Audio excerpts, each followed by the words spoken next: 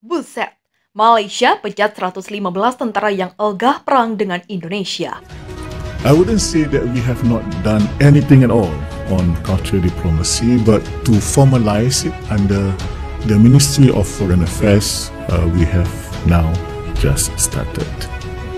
As your contribution to what is happening, to the reconstruction, I think in the positive spirit we are talking about the reconstruction of Afghanistan. The world that we want, to many of us who share some kind of idealism, is probably not really the world that we are living in today. We face, as I was just saying, we face clusters of problems, including the behaviors of the superpowers, and also contemporary issues. I call it contemporary developmental issues. Yeah, I mean, there are countries in our region who have started cultural diplomacy long time before. Indonesia is a good example. I think they started in 2003. My colleague from Thailand will tell you that they have started quite, if not about that time, probably earlier. Our regional health architecture was not strong enough to effectively respond to COVID-19. The consequence is alarming. 50% of 5.2 million deaths due to COVID-19 globally were in the Asia-Pacific region. Today, our road to full recovery continues to face hurdles as youth vaccination gap remain between countries, including in Asia-Pacific. In some countries, vaccination rate is still below 20% due to unequal access, logistical challenges, and misinformation on vaccines. Colleagues, together, we must expedite vaccines into vaccination and end this pandemic. Moving forward, we have no other option but to strengthen our regional health architecture against any future pandemics.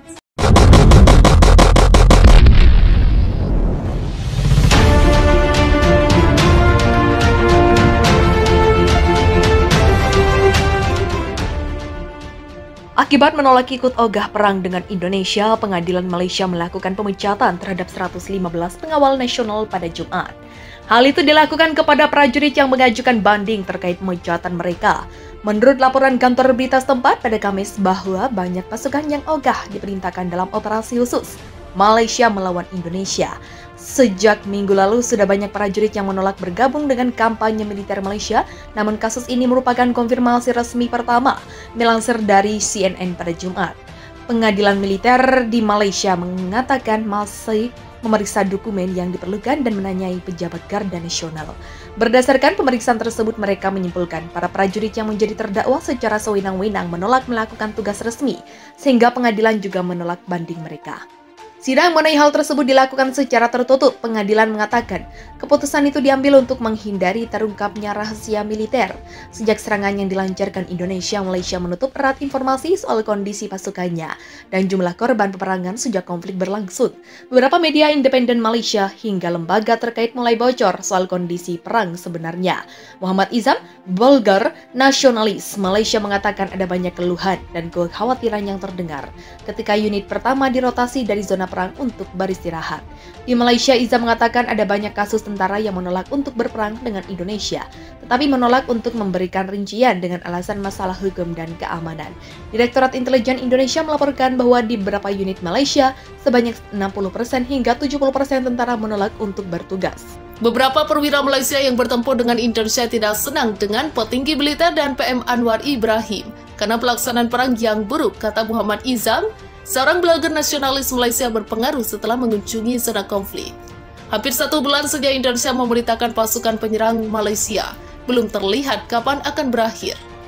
Di Malaysia, kritik publik langsung terhadap Anwar Ibrahim jarang terdengar, meskipun blogger nasionalis ini secara belak-belakan mengkritik pelaksanaan perang, terutama kekalahan Malaysia yang merugikan. Muhammad Izam, seorang nasionalis dan mantan petugas layanan keamanan yang membantu Malaysia melawan Indonesia, dan kemudian mengorganisir milisi pro-Malaysia di wilayah timur, mengatakan ada beberapa ketidakpuasan dengan para petinggi. Dalam video berdurasi 90 menit yang menganalisis pelaksanaan perang Malaysia, Izam mengatakan, kepala ikan benar-benar busuk dan bahwa militer Malaysia membutuhkan reformasi dan asupan orang-orang kompeten yang dapat memimpin kampanye militer dengan sukses. Di tingkat menengah militer, kata Izam secara terbuka mengaku ketidakpuasan mereka terhadap Menteri Pertahanan Muhammad Hassan dan bahkan Anwar Ibrahim. Bukan hanya saya, orang tidak buta dan tuli sama sekali. Orang-orang di tingkat menengah di sana bahkan tidak menyembunyikan pandangan mereka, yang bagaimana saya mengatakannya. Tidak sepenuhnya memuji Perdana Menteri atau Menteri Pertahanan, kata Izam. Kementerian Pertahanan Malaysia belum mengeluarkan tanggapan atas pernyataan Izam yang telah berulang kali mengkritik Muhammad Hassan, sekutu dekat Anwar Ibrahim atas kekalahan yang diderita Malaysia. Baik Indonesia dan Malaysia mengatakan pihak lain telah menderita korban yang sangat tinggi, meskipun tidak ada yang memberikan data jelas tentang kerugian mereka sendiri. Jenderal tertinggi Malaysia memperkirakan sekitar 50.000 tentara Malaysia dan Indonesia terbunuh atau terluka. Jumlah korban sipil tidak diketahui. Malaysia mengeluarkan undang-undang tak lama setelah diserang Indonesia yang memungkinkan hukuman penjara hingga 5 tahun untuk tindakan yang ditafsirkan mendiskreditkan angkatan bersenjata, atau hingga 15 tahun karena menyebarkan informasi palsu yang disengaja. PM Malaysia Anwar Ibrahim mendapatkan masalah baru. Pasalnya lebih dari 100 tentara Malaysia mogok kerja dan enggan berperang dengan Indonesia karena tidak mendapatkan gaji sesuai yang dijanjikan. The Insider pada Kamis melaporkan sejumlah tentara di sebuah pusat pelatihan militer di wilayah selatan Malaysia dengan kompak melakukan aksi mogok massal. Mereka menolak ikut berperang dengan Indonesia karena tidak mendapatkan gaji sebesar 49 juta seperti yang telah dijanjikan pemerintah sebelumnya. Kami mempertaruhkan hidup kami demi keselamatan dan kedamaian kalian.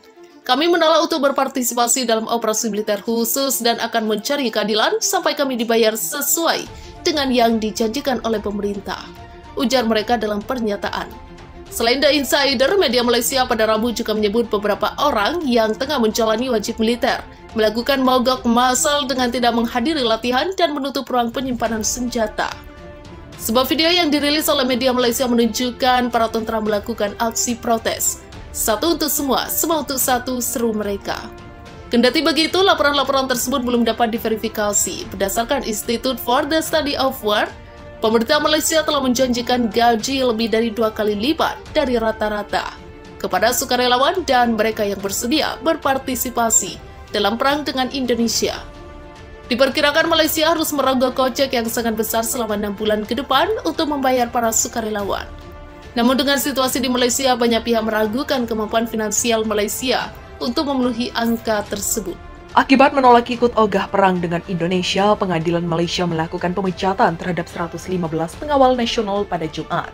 Hal itu dilakukan kepada prajurit yang mengajukan banding terkait pemecatan mereka.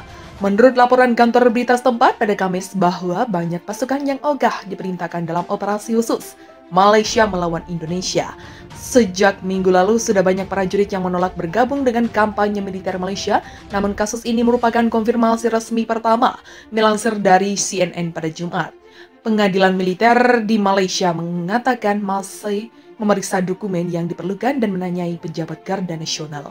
Berdasarkan pemeriksaan tersebut, mereka menyimpulkan para prajurit yang menjadi terdakwa secara sewenang-wenang menolak melakukan tugas resmi, sehingga pengadilan juga menolak banding mereka. Sidang mengenai hal tersebut dilakukan secara tertutup. Pengadilan mengatakan keputusan itu diambil untuk menghindari terungkapnya rahasia militer. Sejak serangan yang dilancarkan Indonesia, Malaysia menutup erat informasi soal kondisi pasukannya dan jumlah korban peperangan sejak konflik berlangsung. Beberapa media independen Malaysia hingga lembaga terkait mulai bocor soal kondisi perang sebenarnya. Muhammad Izam, vulgar nasionalis Malaysia, mengatakan ada banyak keluhan dan kekhawatiran yang terdengar ketika unit pertama dirotasi dari zona perang untuk beristirahat.